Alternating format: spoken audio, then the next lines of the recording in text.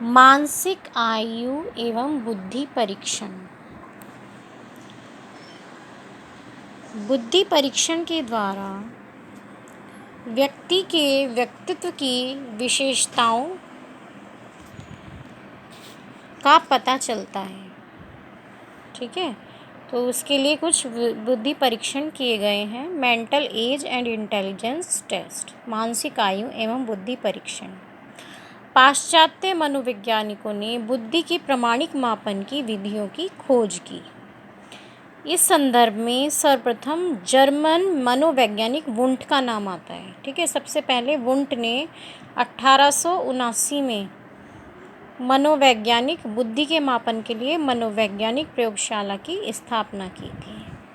उसके बाद आए अल्फ्रेड बिने, फ्रांसीसी मनोवैज्ञानिक अल्फ्रेड बिने, और उसके जो साथी थे साइमन ने बुद्धि के मापन का आधार बच्चों के निर्णय, स्मृति, तर्क एवं आंकिक जैसे मानसिक कार्यों को माना। उन्होंने इन कार्यों से संबंधित अनेक प्रश्न तैयार किए और उन्हें अनेक बच्चों पर आजमाया।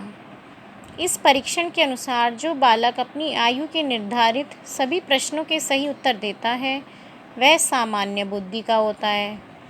जो आयु से ऊपर की आयु के बच्चों के निर्धारित प्रश्नों के लिए भी उत्तर दे देता है, ठीक है, वो उच्च बुद्धि का होता है।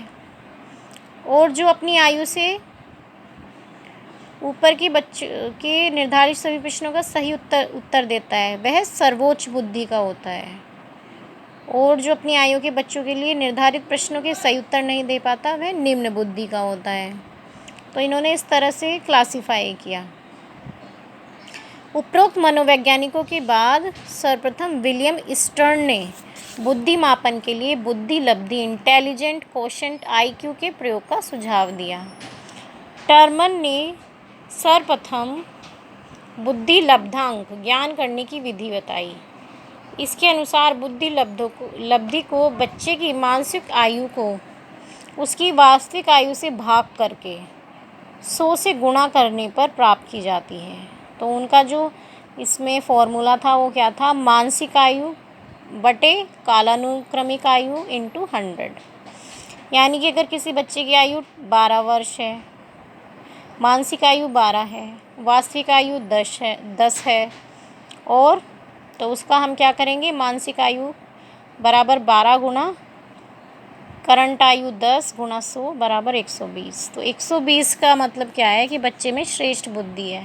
तो IQ का चार्ट उसने ये बनाया था। 69 से नीचे क्षीण बुद्धि, 70-79 क्षीण बुद्धि, ठीक है। 69 से नीचे निश्चित क्षीण बुद्धि, 70-79 क्षीण बुद्धि, 80-89 के बीच में मंद बुद्धि, 90-109 के बीच में सामान्य बुद्धि, 110-119 के बीच में उच्च सामान्य बुद्धि, 120-129 श्रेष्ठ बुद्धि, 130 और उससे ऊपर अति श्रेष्ठ बुद्धि अर्थात प्रतिभाशाली बुद्धि। उसके बाद मेरिल ने बनाया था। मेरिल ने क्या बनाया, 69 से नीचे निश्चित क्षीण बुद्धि, 70-79 क्षीण बुद्धि, 80-89 मंद बुद्धि, 90-109 सामान्य बुद्धि, 110-119 उच्च सामान्य बुद्धि, 120-129 श्रेष्ठ बुद्धि, 140 या इससे ऊपर अति श्रेष्ठ बुद्धि। तो ज़्यादा डिफरेंस नहीं है, बस 140 का ही डिफरेंस है।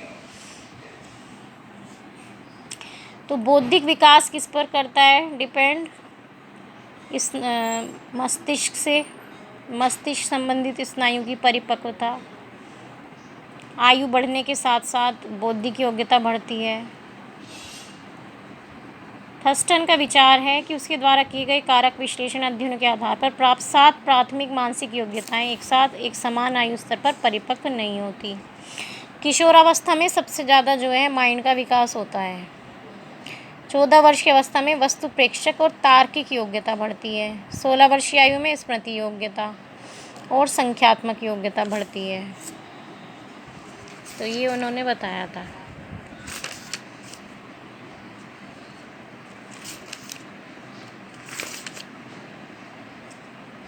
पूर्वाग्रह क्या होते हैं? Gender division of labour, gender issues, classes of gender differentiation, prejudices. ठीक है, प्रिजुडाइसिस क्या होते हैं? पूर्वाग्रह। पूर्वाग्रह होते हैं पक्षपात करना। ठीक है, पूर्व किसी के कोई विचार के आधार पर किसी से भेदभाव किया जाता है। जब किसी व्यक्ति, जाति, वर्ग या वस्तु के बारे में कोई ऐसी धारणा बनाई जाती है जो सच्चाई से कोसों दूर हो, उसे रूढ़िबद्ध धारणाएं कहते हैं।